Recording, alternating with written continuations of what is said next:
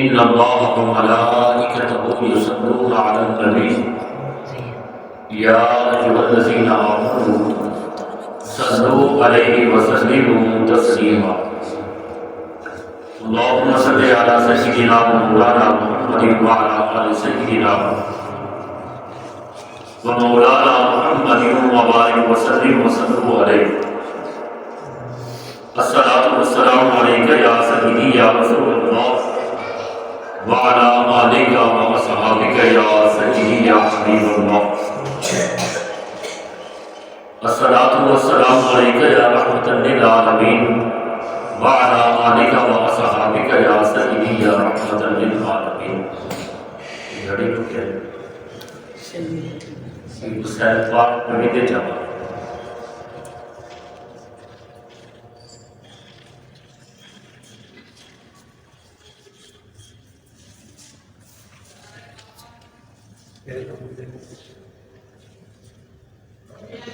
حمد و ثنا کے بعد نہایت ہی معظم محتشم سامعین حضرات،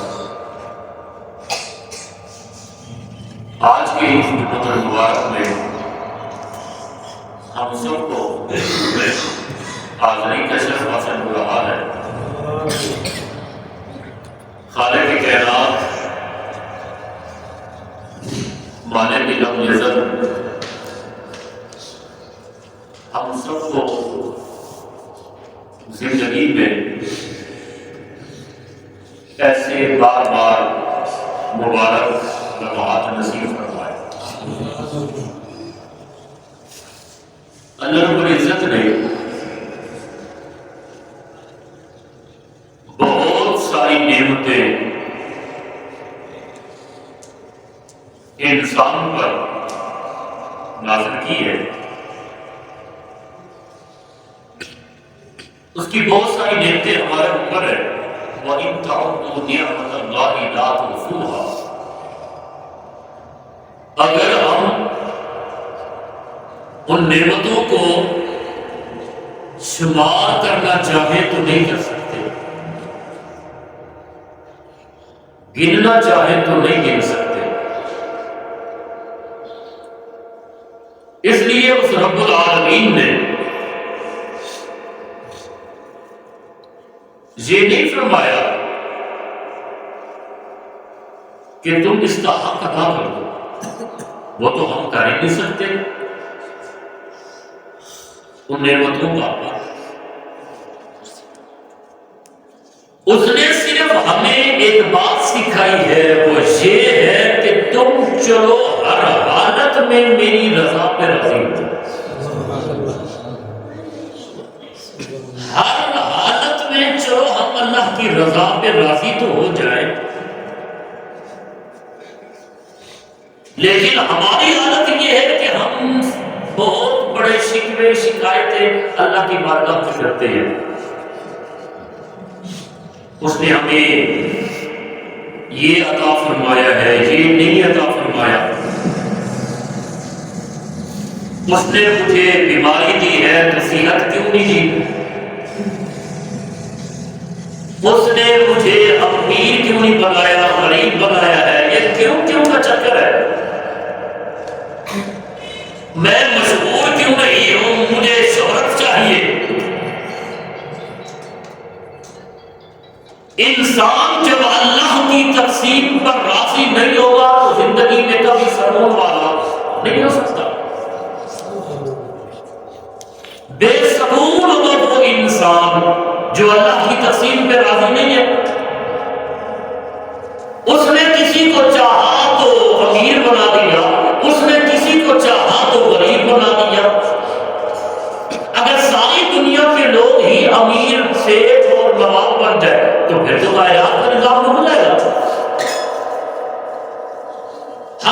ہر بندہ ہی اپنی ذات کے لحاظ سے وہ نواب ہے، تو پھر مجھے بتائیے کائنات کا نظام کیسے چلے گا؟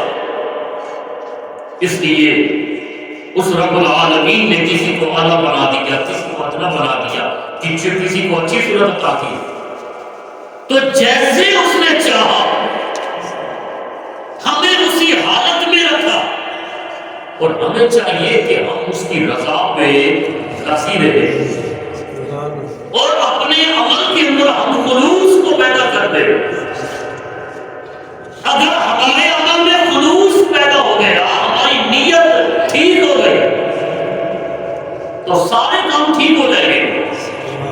امام جلال الدین سیوطی علیہ رحمہ سے کسی نے پوچھا کہ حضرت یہ بتائے، جب انسان عمل کرتا ہے تو کبھی اس کا اجر 7 گنا ہوتا ہے، کبھی اس کا اجر 70 گنا ہوتا ہے، کبھی اس کا اجر 700 گنا ہوتا ہے. تو عمل تو ایک ہی ہوتا ہے، یہ اجر میں فرق نہیں ہوا.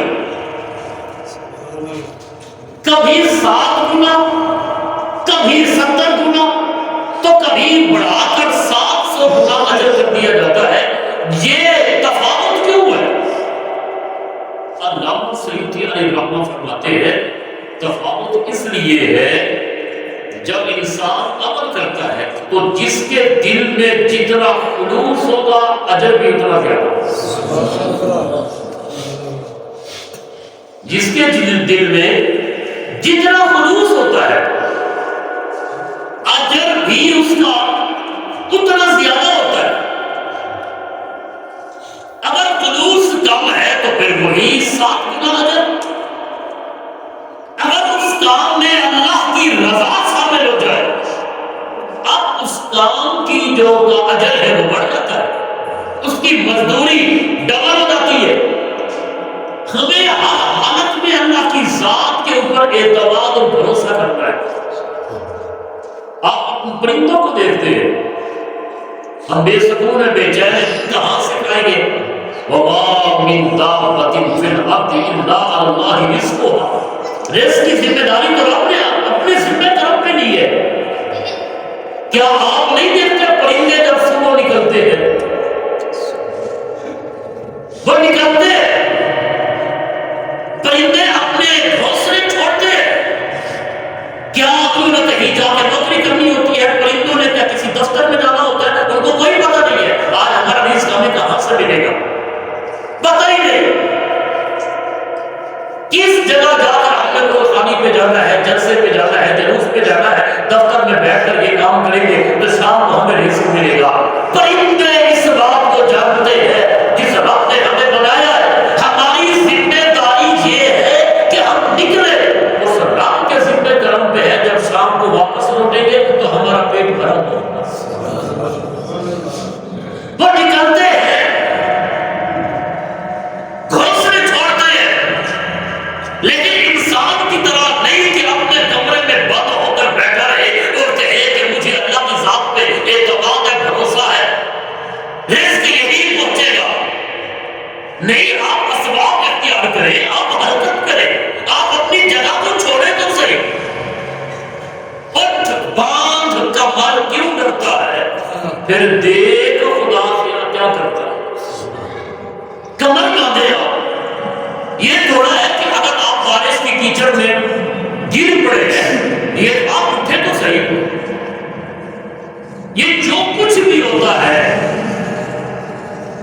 چاہے وَالْقَدْرِ خَيْرِهِ وَشَرِّهِ مِنَ اللَّهِ تَعَالَى، اچھی بری تقدیر یہ من جانب اللہ ہوتی ہے.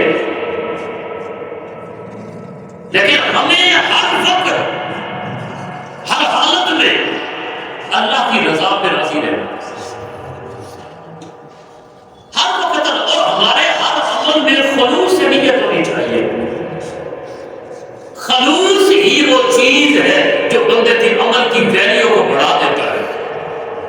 آپ نے وہ حدیث مبارکہ اکثر سنی ہے، انما الاعمال بالنیات. عمل کا دار و مدار نیت پر ہے. اگر آپ عمل کی عمارت بنانا چاہتے ہیں تو پھر ضروری یہ ہے کہ اس کی بنیاد مضبوط ہو. بنیاد خلوص نیت ہے. جیسی نیت ویسی مراد، جیسی نیت ہوگی اس کا پھل بھی ویسا ہوگا.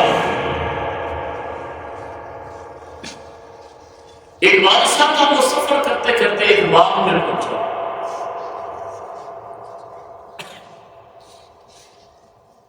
آگے جو باغ تھا وہ انار کا تھا.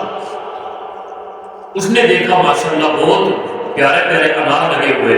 اس نے مالک کے باپ کو کہا کہ مجھے جوس پلائے اناروں کا. اس نے اسی بادشاہ کے سامنے ایک درخت کی ٹہنی سے ایک انار اس نے توڑا, اس کے 2 ٹوٹے کیے, آدھے کو جب نچوڑا تو پورا گلاس بھر گیا. جب بادشاہ نے وہ آدھے انار سے بھرا ہوا وہ گلاس پیا, بڑا مزہ آیا, بڑا لطف آیا اسے, اتنا میٹھا ذائقہ, کیا کمال, رب کی قدرتیں دیکھے, بڑا مزہ آیا اسے. اب اس کی نیت بدل گئی. بادشاہ کا تگڑا بندہ تھا, اس نے کہا میں یہ کرتا ہوں, اس مالے کے باپ کو ختم کر دیتا ہوں, باپ میں قبضہ کر دیتا ہوں. یہ دیکھیے آدھا انار پورا گلاس بھر گیا, تو ایک انار, پھر پوری ٹہنی, پھر پورا درخت, پھر سینکڑوں درخت, پھر ہزاروں درخت. اس میں تو بڑی چیز ہے, بڑا نفع ہوگا. اب اس کی نیت بدل گئی, نیت کے اندر تجی آ گئی, ٹیڑھا پن آ گیا. جو پہلے جس چیز کو کہہ رہا تھا کہ رب کی قدرت دیکھو ماشاءاللہ بڑا مزہ آیا, اب نیت بدل گئی. جب نیت بدلی تو تھوڑی دیر کے بعد اس نے کہا ہمارے کے باپ کو پیاس ذرا زیادہ لگی ہے, ایک گلاس اور نہیں دیتا. اس نے کہا جی میں حاضر ہوں. اس نے وہ آدھا انار بچا ہوا تھا نا, اس کو نچوڑا, لیکن وہ 2-3 گھوٹ ہے سارے. اس نے ایک اور انار نچوڑا, 2-3 اور نچوڑے, بڑی مشکل سے آدھا گلاس ہوا. اب بادشاہ دیکھتا رہا, اس نے کہا یہ کیا ماجرا ہوا, وہی انار, وہی شاخ, وہی ٹہنی, وہی درخت, تو پہلے آدھا انار نچوڑا تھا, پورا گلاس بھر گیا, تو اب اس نے 2-3 نچوڑ لیے مگر گلاس ہی پورا نہیں بھرا. اس نے مالک کے باپ سے پوچھا یہ کیا وجہ ہے, لیکن آگے وہ بابا جی تھے, لیکن تھے بڑے تگڑے, کچھ بزرگ بڑے تگڑے ہی ہوتے ہیں. اس نے کہا بادشاہ سلامت, اگر جان کی امان پاؤں, کچھ بندوں کو اللہ تعالیٰ نور فراست بھی عطا فرماتا ہے. اس نے کہا بادشاہ سلامت, جان کی امان پاؤں تو ایک بات عرض کرو. کہنے لگا وہ کیسے, مجھے یہ بتا یہ ذائقہ کیوں بدلا ہے, یہ تبدیلی کیسے آئی. مالک کے باپ کہنے لگا بادشاہ سلامت ذائقہ نہیں بدلا, لگتا ہے کسی کی نیت بدل گئی ہے. ذائقہ نہیں بدلا مگر کسی کی نیت بدل گئی ہے. اس نیت کے فضول کا جو نتیجہ ہے, انما الاعمال بالنیات, عمل کا دار و مدار نیت پر ہے. جس قدر آپ کے نیت میں خلوص ہوگا, آپ کے عمل میں بھی اس قدر برکتیں آئیں گی. یہ ریاکاری نہ ہو, خلوص ہو اور اللہ کی رضا اس میں شامل ہو, تو زندگی آسان ہو جائے گی. امام غزالی لکھتے ہیں کہ ایک بزرگ تھے, 7 سال انہوں نے مسجد میں آ کر فرض نماز پڑھی, جماعت کے ساتھ پڑھی, تکبیر اولا کے ساتھ پڑھی اور پہلے صف میں پڑھی. کتنے سال, 7 سال. آپ اندازہ لگائیں کہ کوئی تھوڑی معمولی بات نہیں ہے. 7 سال. اگر کوئی آدمی 7 سال وہ نمازیں پڑھے, کبھی جماعت کے ساتھ پڑھ لے, کبھی بغیر جماعت کے پڑھ لے, کبھی کہیں پڑھ لے, کبھی کہیں پڑھ لے, تو یہ بھی اس کی طرف سے ایک انعام ہے. لیکن اس بندے نے جتنی 7 سال نمازیں پڑھی ساری مسجد میں, ایک نماز ہی مسجد سے باہر نہیں پڑھی, مسجد میں پڑھی, پہلی صف میں پڑھی اور تکبیر اولا کے ساتھ پڑھی, جماعت کے ساتھ تکبیر اولا کے ساتھ اس نے نماز پڑھی. کتنے سال پڑھا, اندازہ کریں. 8واں سال جب شروع تھا, ایک دن وہ مسجد میں آیا تو اس نے دیکھا کہ پہلے سے وہ 2 صفیں بھری ہوئی ہیں. اس بندے کو جگہ ملی تیسری صف میں, تیسری صف میں اس کو جگہ ملی. اب اس نے مسجد میں نماز بھی پڑھی, جماعت کے ساتھ پڑھی, تکبیر اولا کے ساتھ پڑھی, مگر آج تھوڑی سی ایک بات یہ ہو گئی ہے کہ پہلے 7 سال وہ پہلی صف میں, آج وہ کھڑا ہے تیسری میں. شیطان سے اللہ بچائے ہمیں اس کے فتنے فساد سے. انسان کے جسم میں خون کی طرح یہ دوڑتا ہے. جب وہ تیسری صف میں کھڑے ہو کر نماز پڑھ رہا تھا اچانک اس کے دل میں وسوسہ آیا خیال کہ ساتھ ساتھ میں نے نماز پڑھی ہے پہلی صف میں، 8واں سال ہے آج پڑھ رہا ہوں تیسری میں، یہ تو میرا ریکارڈ ٹوٹ رہا ہے، لوگ کیا کہیں گے؟ اللہ اکبر، استغفر اللہ ربی من کل ذنب واتوب الیہ. آج تو میرا ریکارڈ ٹوٹ رہا ہے، میں کھڑا ہوں تیسری صف میں تو لوگ کیا کہیں گے؟ یہ جب وسوسہ آیا نماز کے بعد بزرگوں کو ہوش آیا، یہ میں نے کیا کیا ہے؟ میری اللہ کی میں عبادت کر رہا تھا، اس میں لوگ کہاں سے آ گئے؟ عبادت تو ہوتی ہے اللہ کی رضا کے لیے. قل ان صلاتی و نسکی و محیای و مماتی للہ، میری نمازیں، میری قربانی، میرا جینا، میرا مرنا سب اللہ کی رضا کے لیے تھا.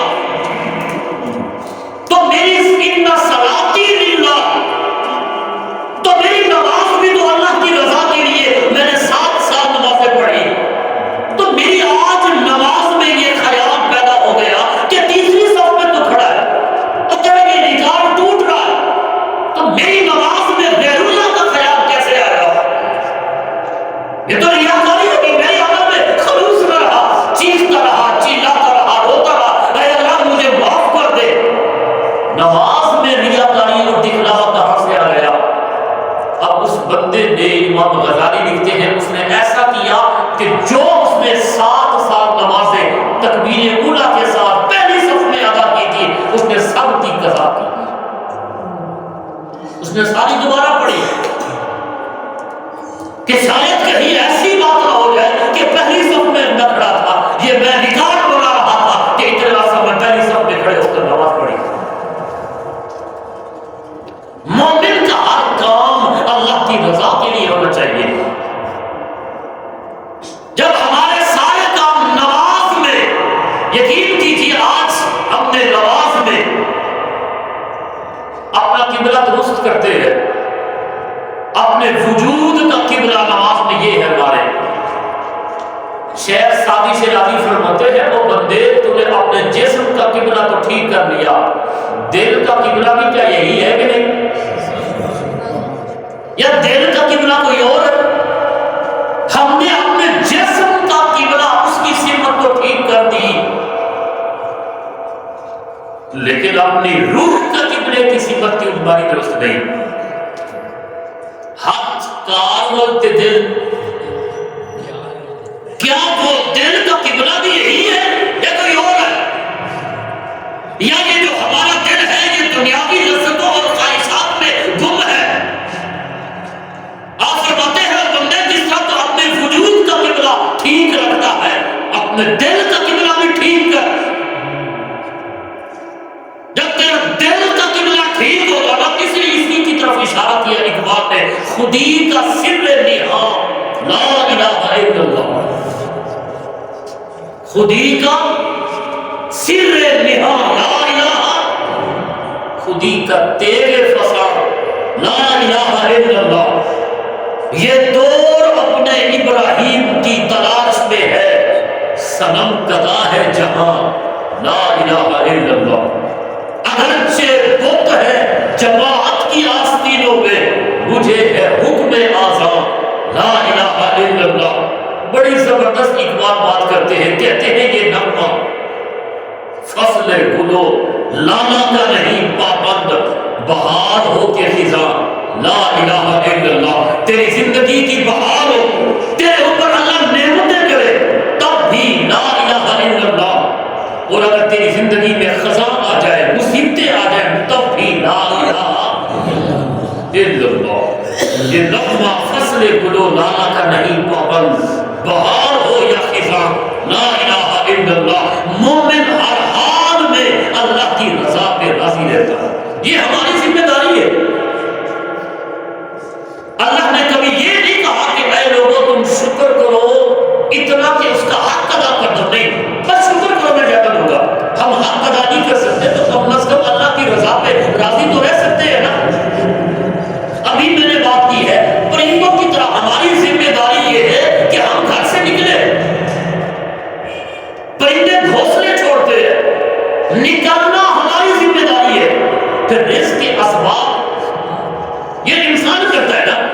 الرزق من جانب اللہ تک. یہی امام غزالی لکھتے ہیں ایک بزرگ تھے تو ان کے جسم میں کیڑے پڑ گئے. اللہ کی آزمائش تھی. جسم کو کھاتے کھاتے کھاتے جب وہ کیڑا یہاں تک پہنچا گلے کے قریب تو وہ کسی طریقے سے نیچے گر گیا. تو بزرگوں نے کیڑے کو اٹھایا اور پھر دوبارہ یہی چھوڑ دیا. آپ فرمانے لگے تیری ذمہ داری یہ تھی کہ میرے جسم کو کھاتا اور میری ذمہ داری یہ ہے کہ اس کی رضا پہ راضی رہے. اے اللہ جیسے تیری رضا ویسے ہاں مارو مارو مینو مار مقابو نہ کوئی عذر پیش لے آؤ جے وہ سونا میرے دکھ وچ راضی تے میں سوچنا چلے لاؤں. اگر تو اسی کی رضا اسی میں ہے. آپ کہنے لگے وہ کیڑے تیرے رب نے تیری ذمہ داری یہ لگائی ہے کہ تو جہاں میرے جسم کو نوچتا تو اپنی ذمہ داری پوری کیوں نہیں کر رہا. لیکن میں تو اپنی ذمہ داری پوری کر رہا ہوں کہ میں اسی حال میں ہی اللہ کا شکر ادا کر رہا ہوں اور میں اسی حال میں اس کی رضا پہ راضی ہوں. نہ ہجر اچھا نہ وصال اچھا جس حال میں یار رکھے وہ حال. اس لیے ہر حالت میں ہمیں اللہ کا شکر ادا کرنا چاہیے. اور بہت ہی پیاری حدیث مبارکہ کمال ہو گئی ہے. ویسے ایک قبیلہ آیا حضور کی بارگاہ میں وفد کا. جب آئے تو آقا کریم صلی اللہ علیہ وسلم علیہ فرمانے لگے تم کون ہو؟ تم کون ہو؟ کہنے لگے کہ ہم مسلمان ہیں مومن ہیں. مومن ہیں مسلمان ہیں. تو آقا کریم صلی اللہ علیہ وسلم نے ارشاد فرمایا تم بہت بڑی بات کر رہے ہو کہ تم مومن ہو. مجھے یہ بتاؤ کہ تمہارے ایمان کی دلیل کیا ہے. اب آپ تو مجھے فرمانا تمہارے اس ایمان جو تم اپنے آپ کو کہہ رہے ہو کہ ہم مومن ہیں تو تمہارے اس ایمان کی دلیل کیا ہے کہ تم مومن ہو. کیا خوبصورت ان کا انداز تھا. کیا خوبصورت. انہوں نے یہ نہیں کہا کہ ہم زمانے زیادہ پڑھتے ہیں. نماز کے بڑی فضیلت ہے. کہنے لگے یا رسول اللہ سے اب دیکھو ایمان کی عبارت نشانی دلیل دے رہے ہیں. جب حضور نے ان سے پوچھا کہ تمہارے اندر ایمان ہے اس کی کوئی نشانی ہوتی ہے دلیل کیا ہے؟ کہنے لگے یا رسول اللہ صلی اللہ علیہ وسلم ہمارے ایمان کی دلیل یہ ہے کہ اللہ نے ہمارے اوپر جتنی بھی وہ نعمتیں کرتا ہے ہم شکر ادا کرتے ہیں. مصیبت آتی ہے تو ہم صبر کرتے ہیں اور اللہ کی تقسیم پہ ہم راضی ہیں. ہر حالت میں ہم اللہ پہ راضی ہیں. یہی ہمارے ایمان کی نشانی ہے. آقا کریم صلی اللہ علیہ وسلم ایسے بیٹھے تھے کھیل اٹھا حضور کا چہرہ مبارک. فرمایا قسم ہے اس ذات کی جس کے قبضے قدرت میں میری جان ہے خدا کی قسم اٹھا کر کہتا ہوں تم جو بات کر رہے ہو 100% سچی ہے. یہی تمہارے ایمان کی نشانی ہے. یہ مومن کی نشانی ہے. یقین کیجئے مجھے بڑا شکوہ ہے اپنے رب سے. اس نے مجھے یہ بنایا ہے تو یہ کیوں بنایا. ہمیں شکوہ ہے شکایت ہے. اگر وہ گٹڑی جو میرے دل میں شکایت کی ہے اگر ہم اس کو باہر نکال دیں تو شاید لوگ ہمیں مسلمان ہی نہ سمجھے. یہ جو ہم ناشکری کرتے ہیں تو اس کی وجہ یہ ہوتی ہے کہ ہم اللہ کی رضا پر راضی نہیں ہیں. اس نے جیسے چاہا جس حالت میں مناسب سمجھا اس نے ہمیں رکھا. یہ کاش یہ کیوں یہ ہوتا تو یہ نہ ہوتا یہ نہ ہو جاتا تو یہ ہوتا. عبداللہ بن مسعود رضی اللہ تعالیٰ عنہ جلیل القدر صحابی ہے کہتے ہیں لوگوں خدا کی قسم اگر کوئی بندہ ابن مسعود کی زبان پہ انگارہ رکھ دے اس انگارے کی وجہ سے میری زبان جل جائے لیکن یہ بہتر ہے اس سے اگر میں یہ کہوں کہ یہ کاش ایسا ہوتا تو ایسا کیوں نہ ہوتا.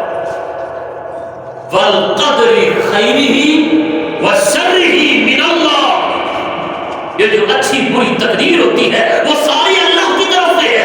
صحت بھی اللہ مرض سے ہے اور بیماری بھی یہ آزمائش ہے کہ بندہ میری رضا پہ راضی ہوتا ہے یا نہیں ہوتا. لیکن ہماری حالت یہ ہے کہ ہم قرآن مجید میں جو کامیاب لوگ ہیں یہی وہ کامیاب لوگ تھے. عبداللہ بن مسعود کہنے لگے کیا مطلب؟ میں کبھی بھی اپنے رب کی ناشکری نہیں کروں گا، ہم ہمیشہ اللہ کی رضا پہ راضی ہیں. قرآن مجید نے ایک جملہ کہا ہے رضی اللہ عنہم ورضوا، اللہ ان سے راضی ہے اور وہ اللہ سے راضی ہو گئے. اچھا دو چیزیں ہیں، چیزیں دو ہیں. ایک ہے اللہ کا راضی ہونا، بڑی بات ہے اللہ راضی ہو جائے. ایک ہے بندے کا راضی ہونا. بندہ بھی اللہ پہ راضی ہے یا نہیں؟ ہم راضی نہیں. یہ تو کہہ رہے ہیں کہ رب راضی ہو جائے. حضرت امام حسن بصری رضی اللہ تعالیٰ عنہ دعا کر رہے تھے، دعا گڑ گڑا رہے تھے. الفاظ کیا تھے؟ اے اللہ تم مجھ سے راضی ہو. رو رہے تھے، دعا کر رہے تھے اے اللہ تم مجھ سے راضی ہو جا، راضی ہو جا. کسی اور بزرگ نے جب ان کو یہ دیکھا تو کہنے لگے حسن بصری بند کر یہ ڈرامہ، تو کیا کہہ رہا ہے کہ اللہ مجھ سے راضی ہو جا. سچ بتا اپنے دل سے، کیا تو رب پہ راضی ہے کہ نہیں؟ کیا تو رب پہ خود راضی ہے یا نہیں؟ حسن بصری کی چیخ نکلی، بے ہوش ہو کے گر پڑے. جب ہوش آیا کہا تو نے میری توجہ صحیح جانب کرائی ہے، خدا کی قسم ہے ہم اپنے رب پہ راضی نہیں ہیں، ہم اس کی تقسیم پہ راضی نہیں ہے. اے اللہ تو یوں کرتا، مشورے ہم دیتے ہیں جو اللہ پہ راضی ہو گئے فَرَضُوا عَنْهُ، وہ اللہ پہ راضی ہو گئے تو پھر اللہ نے ان کو انعام کیا دیا؟ ذَلِكَ الْفَوْزُ الْعَظِيمُ، فرمایا کہ بہت بڑے کامیاب لوگ. یہ کامیابی تھی ان کو سرٹیفکیٹ اللہ نے ان کو عطا فرمایا.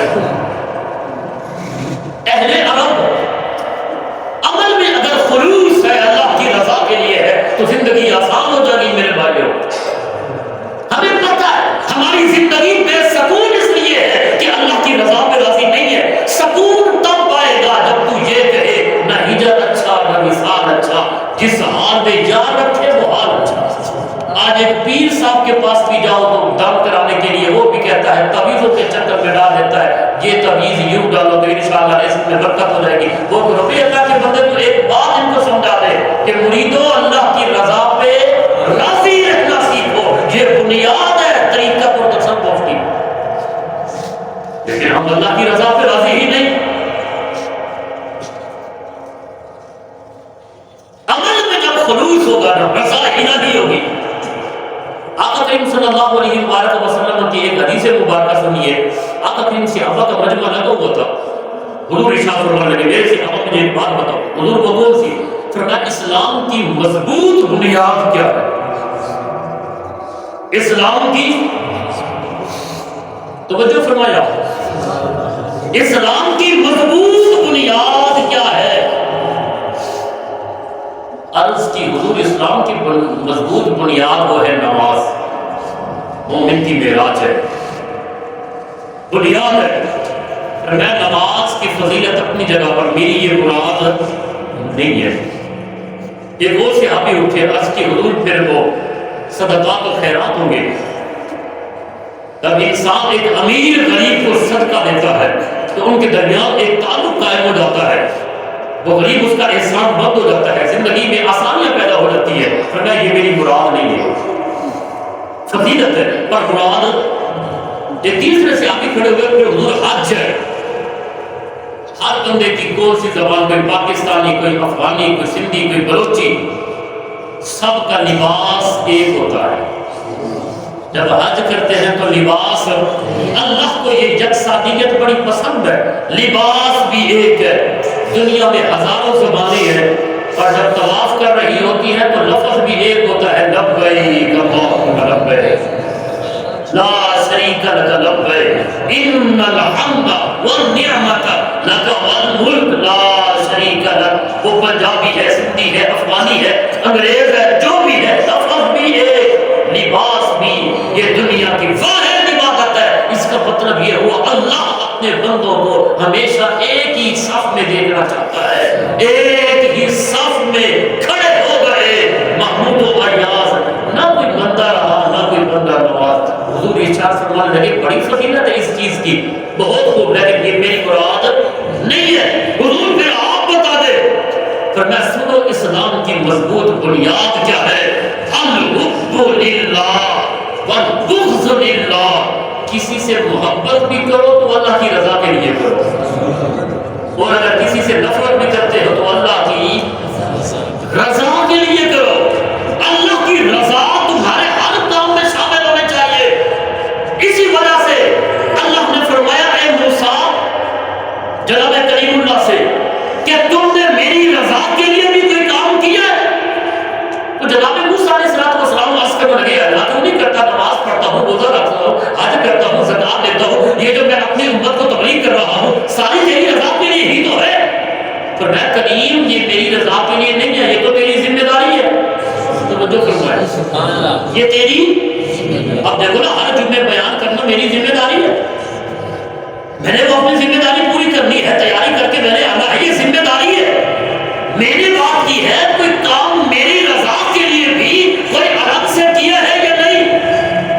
عرض کی اے اللہ میں تیری مراد کو نہیں پہنچا تو کہنا کیا چاہتا ہے؟ اللہ نے فرمایا اے کریم مجھے صرف اتنا بتا دے، یہ جو تو نماز پڑھتا ہے، روزے رکھتا ہے، جہاد کرتا ہے، تبلیغ کرتا ہے، یہ تو تیری ذمہ داری ہے، یہ نبوت کی ڈیوٹی ہے. تو نے میری رضا کے لیے کیا کیا ہے؟ اے اللہ تیری رضا کے لیے کیا کروں؟ فرمایا کریم مجھے اتنا بتا دے کہ اب کسی بندے سے میرا بندہ سمجھ کر بھی پیار کیا ہے؟ اللہ اکبر. کیا کسی بندے سے کوئی بندہ اور میرا بندہ سمجھ کر کہ یہ میرے رب کا بندہ ہے کبھی پیار کیا ہے یا نہیں؟ جناب موسیٰ علیہ السلام حیران ہو گئے، بھارے کہ نہیں. فرمایا اس کا مطلب تو پھر میری رضا کے مطابق نہیں چل رہا. اللہ کے بندے سے بھی کبھی پیار کیا؟ جب اخلاص ہو، رضا الہی ہر کام میں شامل ہو. عرب کے جو لوگ ہوتے تھے نا، جب وہ کسی کو مارتے تھے تڑپا تڑپا کے مارتے تھے، کان کاٹ دینا، عضو کاٹ دینا، ہاتھ پاؤں کاٹ کے ان کو جنگل میں پھینک دینا، یہ بدلہ لیتے تھے. کبھی بھی وہ ایک دوسرے کو یہ نہیں ہے کہ ایک دفعہ اس کو مار دینا. وہ ہمارے ابھی میرے شعر ذہن میں آ گیا شاکر شجاعتی کا.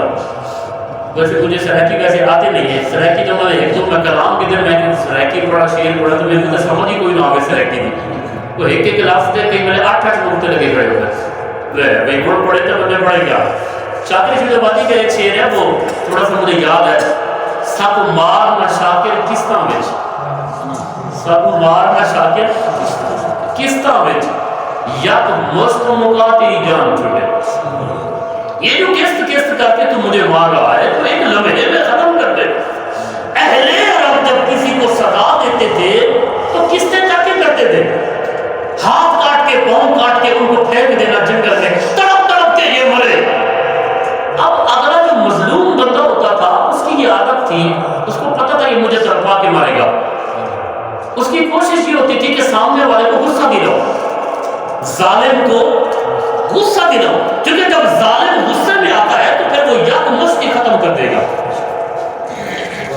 یہ بات کا پتہ تھا کہ ظالم کو جب غصہ آئے گا غصے میں آ کر وہ سارا کام تمام کر دے گا، مجھے تڑپا تڑپا کے نہیں مارے گا، پھر ناز نخرے کے ساتھ نہیں مرے گا. یہی حال ہوا مولا علی رضی اللہ تعالیٰ عنہ کا. آپ نے میدان جنگ میں ایک کافر کو لتاڑا اور پٹک کر زمین پر مارا. مولا علی چڑھ گئے اس کے اوپر، تلوار اٹھائی اس کے اوپر. اب اس کو پتا تھا کہ وہ سارے حالات سے واقف تھا، لیکن اس کو یہ پتا نہیں کہ یہ محمد عربی کے غلام ہے. اب اس کے ارادہ یہ تھا کہ یہ مجھے تڑپا تڑپا کے ماریں گے، قسط قسط کر کے ماریں گے مجھے. کیوں نہ میں اس علی کو غصہ دلاؤں تلوار کے ساتھ، مجھے یکدم ہی ختم کر دے تاکہ میں تڑپوں تو نہ.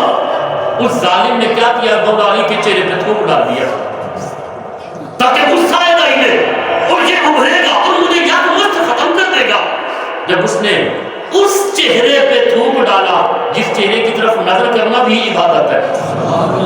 اللہ اکبر. حضور فرماتے ہیں میرا علی وہ ہے جس کے چہرے کی طرف نظر کرنا بھی عبادت ہے. جب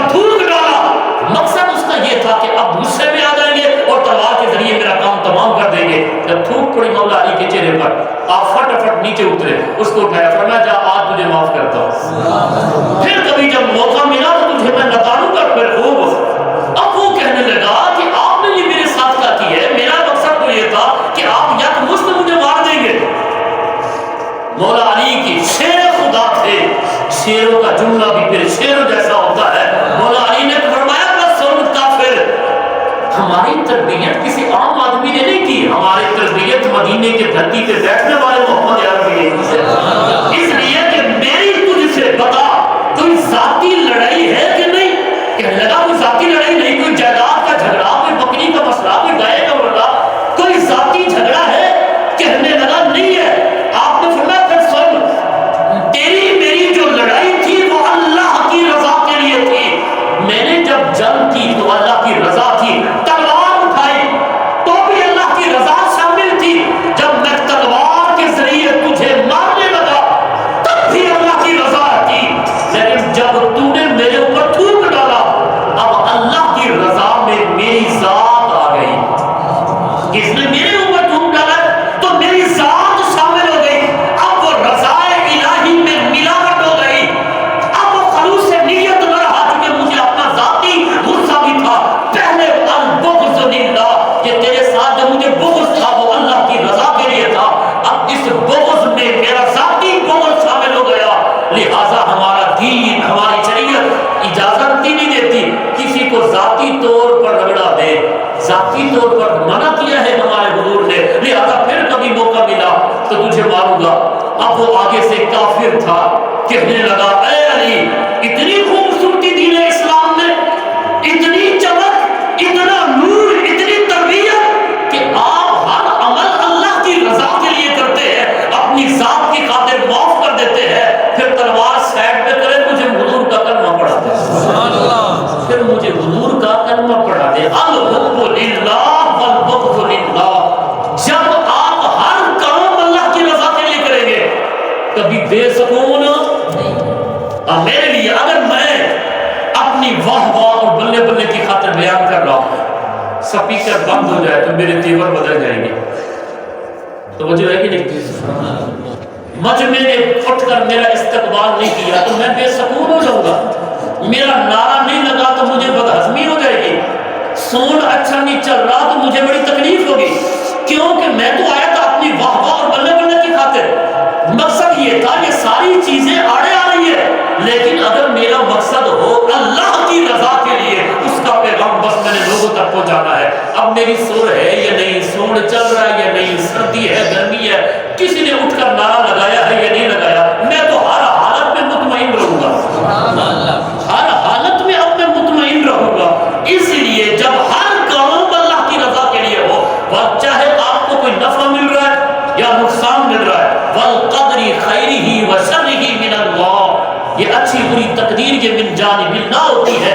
لہذا زندگی میں انسان مطمئن ہو جاتا ہے, سکون والا ہو جاتا ہے جب اللہ کی رضا پہ راضی رہنا سیکھ جائے گا.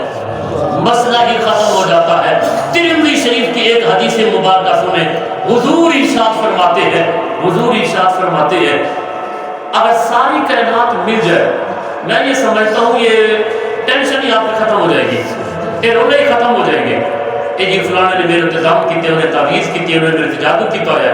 حضور فرماتے ہیں ساری کائنات مل کر تمہیں نقصان پہنچانا چاہے تب تک تمہارا کچھ بھی نہیں بگاڑ سکتی جب تک خدا نہ چاہے. مزے آ گئے.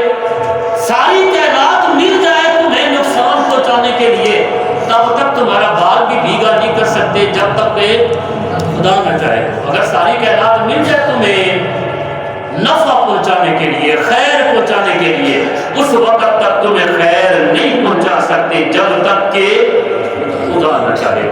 اس لیے بندہ اللہ کی تقسیم پہ راضی رہے. جے او سبڑا میرے دکھ وچ راضی تے میں سکھ نو چلے لاواں. اس لیے یہ نغمہ فصل گلو لالا کا نہیں پابند, بہار ہو یا خزاں لا الہ الا اللہ. ہمیں ہر حالت میں اللہ کا شکر, صبر اور اس کی رضا پہ ہم نے راضی رہنا. ہر حالت میں ہم اس کی رضا پہ راضی ہے. یہ جب سیکھ جائیں گے تو زندگی میں سکون آ جائے گا, ورنہ بے سکونی ہماری زندگی کا الحمدللہ رب العالمین.